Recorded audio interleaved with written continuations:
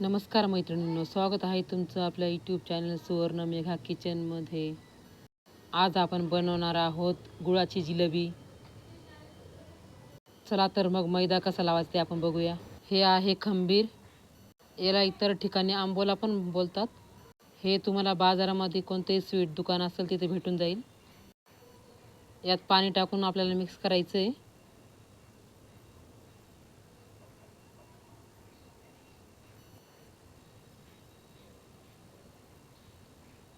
यानंतर यात मैदा टाकायचा आहे आपल्याला. आम्ही 2 किलो मैदा घेतलेला आहे. त्यात थोडं थोडं करून कोमट पाणी घालायचं आहे. पाणी लागतं टाकायचं, जास्त पाणी टाकायचं नाही, पातळ होऊ शकतोय. गाठा पण नाही झाल्या पाहिजे. हे बघा आपलं पीठ झालं आहे. जास्त घट्टही नाही, जास्त पातळही नाही. आता पावसाळा आहे त्यामुळे आपण हे 2 दिवस डबा झाकण लावून बाजूला ठेवून देऊ. उन्हाळा असेल तर 1 दिवसामध्ये हे पीठ होऊन जातं. आपले 2 दिवस झालेले.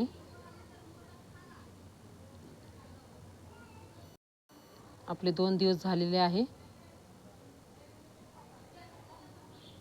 घट्टही नाही आहे, पातळही नाही. आपलं पीठ एकदम परफेक्ट झालेलं आहे. आपण याची जिलेबी काढू शकतोय आता.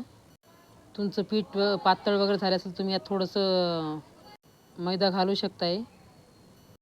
आपला मैदा एकदम परफेक्ट झाला आहे. चला तर आपण गुळाची जिलेबी करणार आहोत, त्यामुळे आपल्याला हा गूळ आपण फोडून घेतलेला आहे. आता यात थोडं थोडं पाणी घालायचं आहे.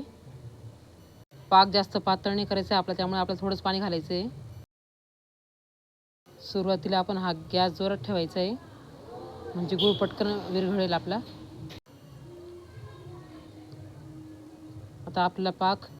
आता आपला गूळ पूर्ण वितळलेला आहे. हे बघा. नंतर गॅस बारीक करून होऊ द्यायचं आपल्याला, हलवायचं आपल्याला, जेणेकरून पाक खाली लागणार नाही आपला. साखरीचाही पाक करू शकताय. सुरुवातीला गॅस बारीकच ठेवायचा आहे, नाहीतर आपला पाक खाली जाऊ शकतोय, ओतू जाऊ शकतोय. आता आपला पाक बऱ्यापैकी झालेला आहे. आता ही वरती मळी आलेली आहे, ही आपण काढून टाकायची आहे. आपला पाक स्वच्छ होतो आणि जिलेबी ही चमकदार येते आपली. पाक रेडी आहे. इथे आपण 2 किलो तेल घेतलेलं आहे जिलेबी तळायला.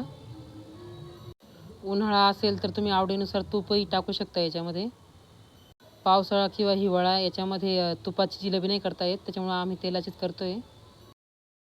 तेल तपू द्यायचं आहे आपल्याला. तर इकडे आपलं तेल तपत आलं आहे.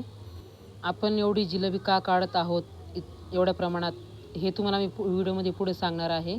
व्हिडिओ तुम्ही नक्की पूर्ण बघा.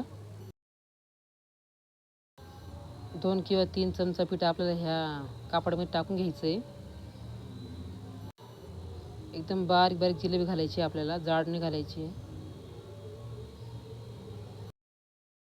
म्हणजे खायलाही कुरकुरीत आणि कडक छान लागेल आपल्याला.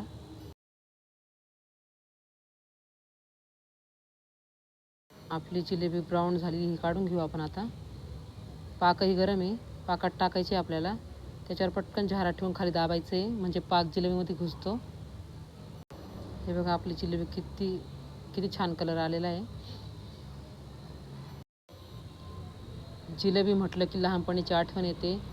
आम्ही लहान होतो तेव्हा माझे वडीलसुद्धा आम्हाला जिलेबी, दहीवडे वगैरे आणायचे.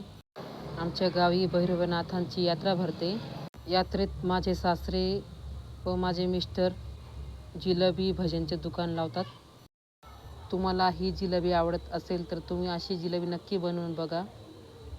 खूप छान कुरकुरीत होते आणि लागते. कुणाला जिलेबी आवडते कमेंटमध्ये नक्की सांगा. बघा किती छान कलर आलेला आहे आणि खूप कुरकुरीत झालेली. हे बघा आपली ही 6 किलो जिलेबी. अजून 1 किलो काढायची राहिलेली आहे, ती पण आपण पूर्ण काढून घेऊ.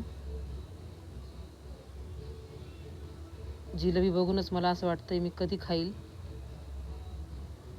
पण ज्यांना आपल्याला ही जिलेबी द्यायची त्यांना गणपती बाप्पांना नैवेद्य दाखवायचा आहे, त्यामुळे आपण ही नंतरच खाता येईल आपल्याला. 7 किलो जिलेबीची ऑर्डर आलेली होती, ती आपली ऑर्डर आता पूर्ण होत आहे. त्यासोबत आपल्याला व्हेज बिर्याणी पण द्यायची आहे, त्याचा व्हिडिओ मी पुढच्या व्हिडिओत टाकेल. रसदार जिलेबी रेडी आहे. जर तुम्हाला हा व्हिडिओ आवडला असेल तर माझ्या चॅनलला लाईक सबस्क्राईब नक्की करा, म्हणजे मी तुमच्यासाठी नवनवीन रेसिपी घेऊन येईल. चला बाय.